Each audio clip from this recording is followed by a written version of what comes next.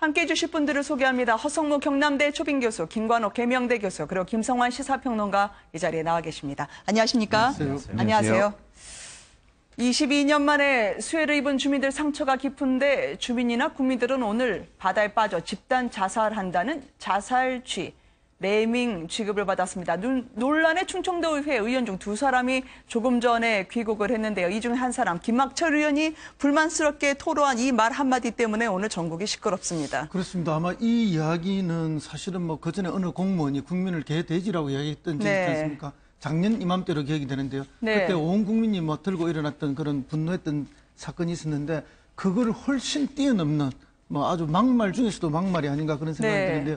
사실은 이 레밍이라는 표현은 과거에 80년대 우리 한국의 그 대사로 와 계시던 주한미 대사가 이 표현을 한번 썼죠. 그때 우리는 이제 덜지라고 번역을 했었는데 그렇게 해서 우리 국민들의 그 자존심에 큰 상처를 줬는데 이거는 이제 우리나라에서 선출된 충북도의 도의원이 도민들과 국민들을 이런 식으로 말을 하니까 이거 참 있을 수 없는 막말을 했다 생각합니다.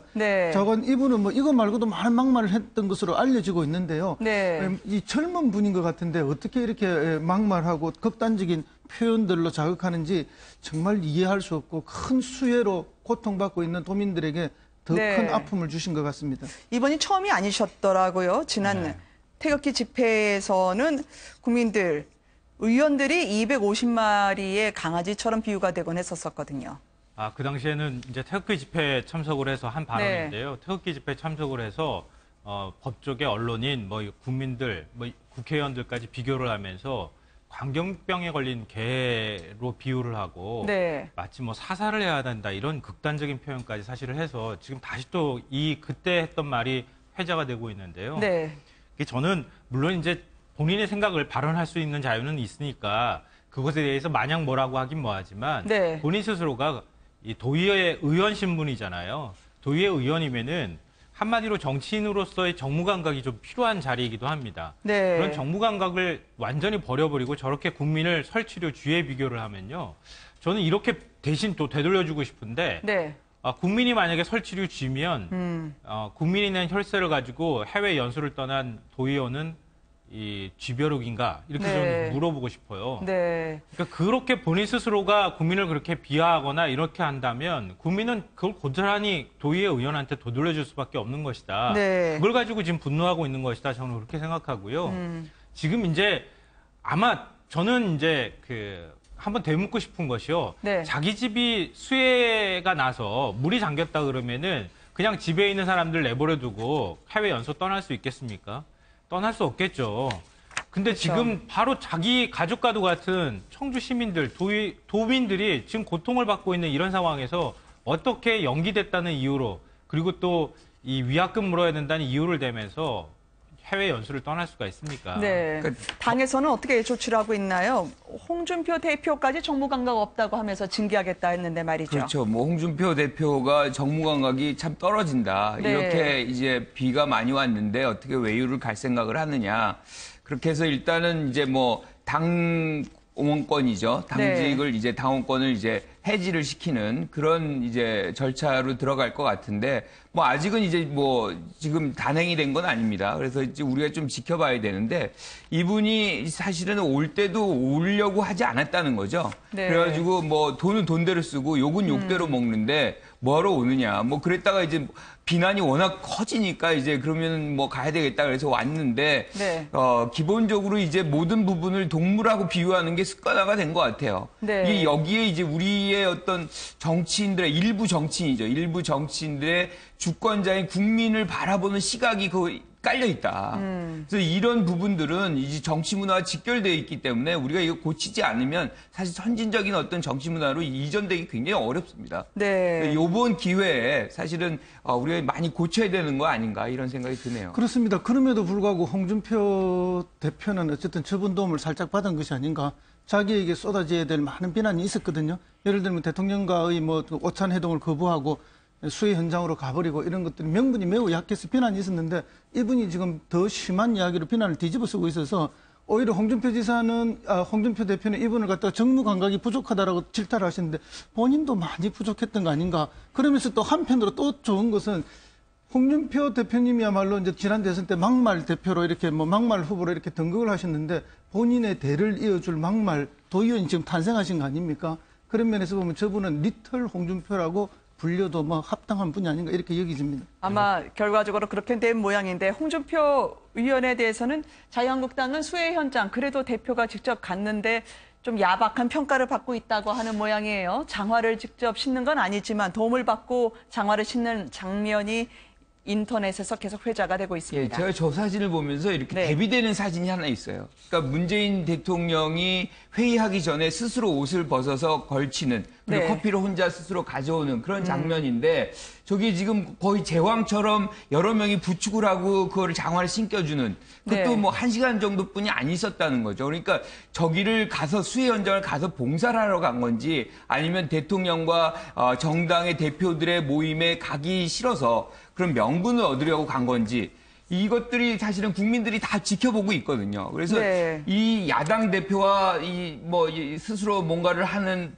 대통령의 모습이 대비되는 이 장면이 사실 지금의 자유한국당의 모습이다라고 생각을 할 수 있을 것 같아요. 그래서 이런 차원에서 본다면 자유한국당이 지금 바른정당 굉장히 사실은 공세적으로 나오고 있는데 네. 이 보수 정당 경쟁에서도 쉽지 않은 경쟁 상황이 될 수 있겠다. 뭐 이런 생각이 드네요. 뭐 이른바 이제 청와대에 들어가서 다른 네. 야당 대표들, 여야 대표들하고 만나는 게 겸상하기 싫어서 안 만났다 이런 이제 평가까지 나오고 있는 마당에 네. 지금 수해 현장을 찾아간 거잖아요. 그럼 어떻게 해야겠습니까? 그 누구보다도 열심히 수해 복구를 도와야 되는 거예요. 그래야지 국민들한테 명분이 서는 거거든요. 그러니까 나는 저기 가지는 않지만 내가 수해 복구 현장에 가서 그 누구보다 진정성 있게 국민들을 대하고 국민들의 고통과 아픔을 내가 직접 체험하고 도와드렸다라고 하는 명분을 세워야 그래야 문재인 대통령 안 만나고 걷어찬 그런 명분이 생기고 국민들한테 할 말이 생기는 거거든요.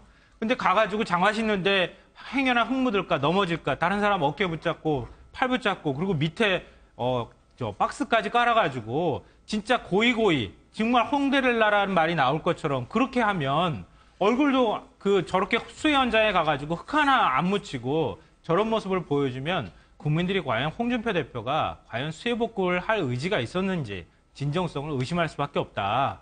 그러니까 김학철 의원한테 정무감각 없다고 야단치시기 전에 본인 스스로가 정무감각이 좀 있었으면 좋겠다 이런 생각이 듭니다. 네. 야당으로서 많이 애쓰고 있긴 한데요. 참 국민들로부터 이렇게 평가를 훈훈하게 받기가 쉽지 않은 상황임은 분명해 보입니다. 보수의 적자로서 자유한국당과 이제 TK 1박 2일로 발에 속칭 땀나듯이 민심 잡기 행보를 이어가고 있는 분이 있습니다. 바로 바른정당의 이해운 대표 아니겠습니까? 동성로도 마찬가지고요. 잠시 뒤에는 박정희 전 대통령 생가까지 방문한다고 하는데 이 길을 보면 과거에 홍준표 대표가 대선 전에 휩쓸었던 그렇죠. 그 길과 상당히 비슷하더라고요. 그러니까 거꾸로 돼 있습니다. 그러니까 네. 홍준표 전 대표는 대선 때 생가 먼저 가고 그리고 네. 동성로에 왔는데 이번엔 동성로 갔다가 이제 생가를 방문하는 이제 되는 건데 네. 이번에 동성로에서 재밌었던 거는 이제 치맥 이게 이제 제가 대구에 있어서 아는데 네. 이게 매년 대구에서 일어나는 저 행사인가요? 그렇죠. 우리 네. 일종의 이제 치맥 페스티벌이에요. 그래서 많은 젊은이들도 나오고 그래서 이제 하나의 어떤 지방 행사로 이렇게 자리 잡은 부분인데 네. 저런 과정 속에서 이제 좀 바른정당이 좀 스며들겠다. 네. 즉 대구라는 것은 어떻게 보면 보수의 핵심 지역이잖아요. 그래서 여기서 어떻게 하든 자유한국당과의 경쟁에서 이기는 길만이 사실 네. 보수의 적자를 이제 차지하는 그런 길이기 때문에 이번에 굉장히 사실 여러 가지 뭐 사건도 많았지만 그 안에서 상당히 많은 노력을 하는 그런 부분이 있었는데 네. 뭐 멘트 중에 하나가 여기 굉장히 덥다. 더운데 네. 이 밖에서 먹느냐. 그런데 사실 대구에서 금기어 중에 하나가 네. 덥다는 겁니다.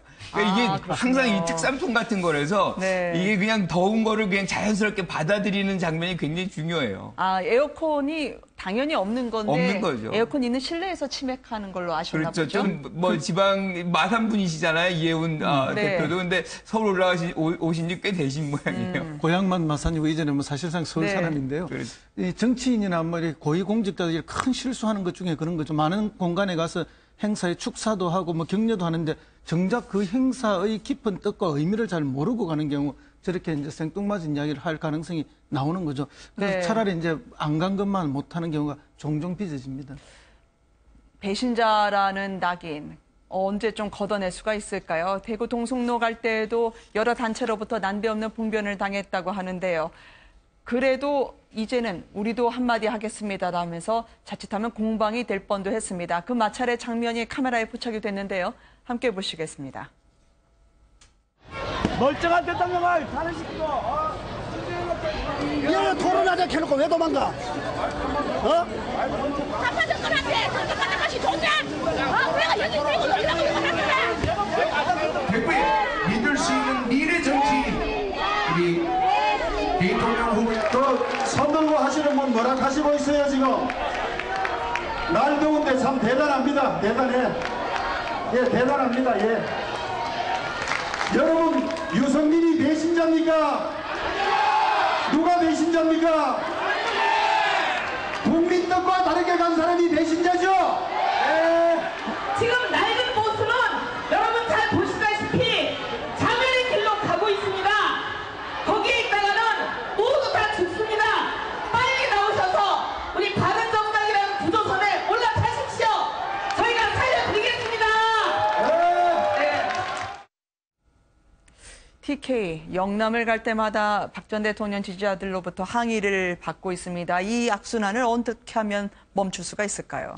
우리 뭐 무릎이나 이런 데 상처 나잖아요. 네. 상처 나면 그 상처가 아물어가면서 딱지도 붓고 그리고 그 딱지가 떨어져야지. 그래야지 이제 온전한 생살이 나오는 거잖아요. 네. 그러니까 한번 우리 마음속에도 또 상처가 나면은 그 상처가 아물고 딱지가 떨어질 때까지 좀 시간이 필요한 겁니다.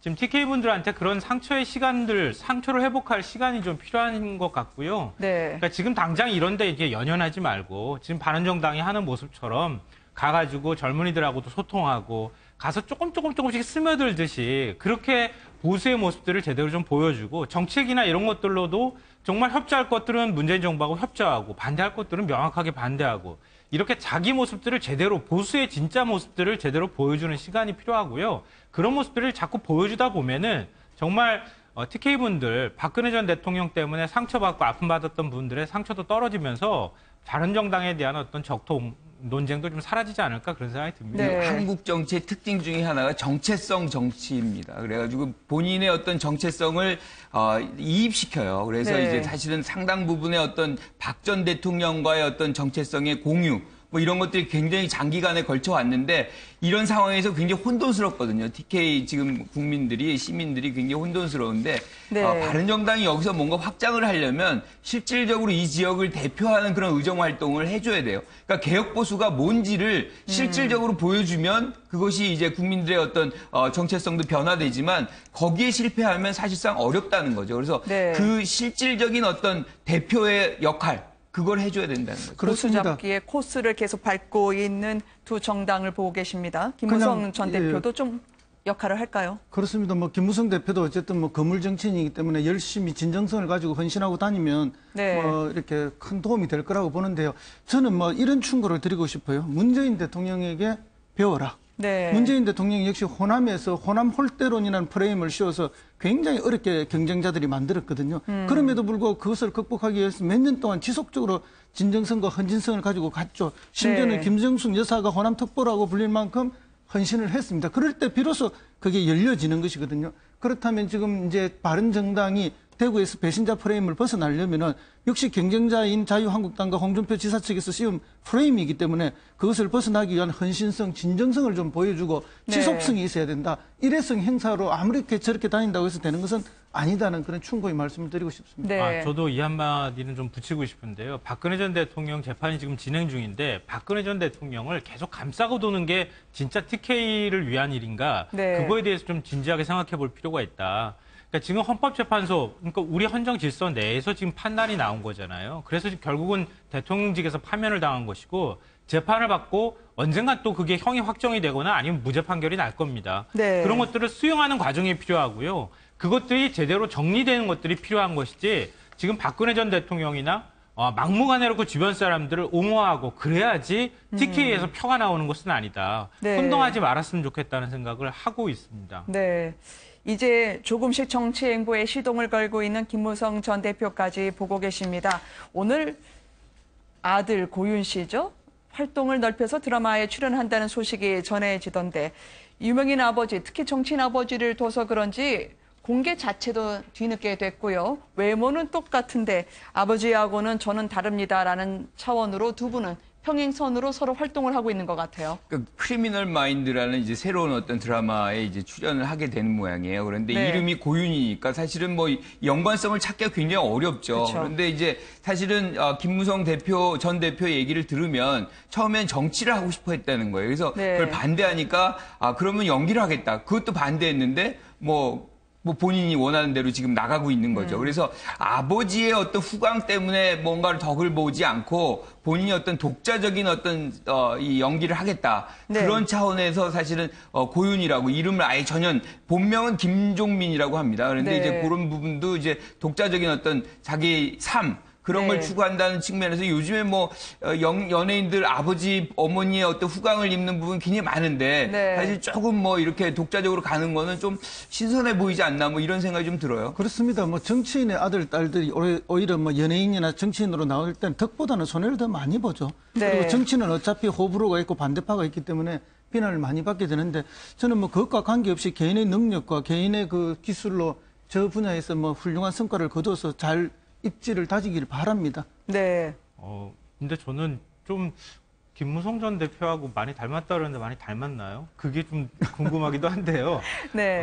뭐 이건 반 농담으로 드린 말씀이고요. 그러니까 그 고윤 씨 같은 경우가 국제시장에 나왔다가 배우로 출연을 했다가 그 국제시장에 나왔다는 이유 때문에 혹시 또 정치적으로 뭐 보수와 관계가 있는 것 아니냐. 뭐 제작사의 대표의 뭐 부친이 이제 새누리당 쪽 분인 것 같은데요. 네. 그런 것 때문에 불필요하게 이제 정치적 논란에 휩싸이기도 했는데 우리가 이제 지난번에 블랙리스트 얘기 나왔던 것처럼 배우는 좀 배우로 봐줬으면 좋겠다. 누구의 아들로 보지도 말고 네. 그 사람이 나왔던 뭐 그 배역이나 이런 것들을 가지고 그 사람을 자꾸 평가하기 시작하면 굉장히 안 좋잖아요. 네. 그러니까 그런 식으로 보지 말고 그냥 배우 고윤으로 보는 게 필요하다고 생각합니다. 알겠습니다.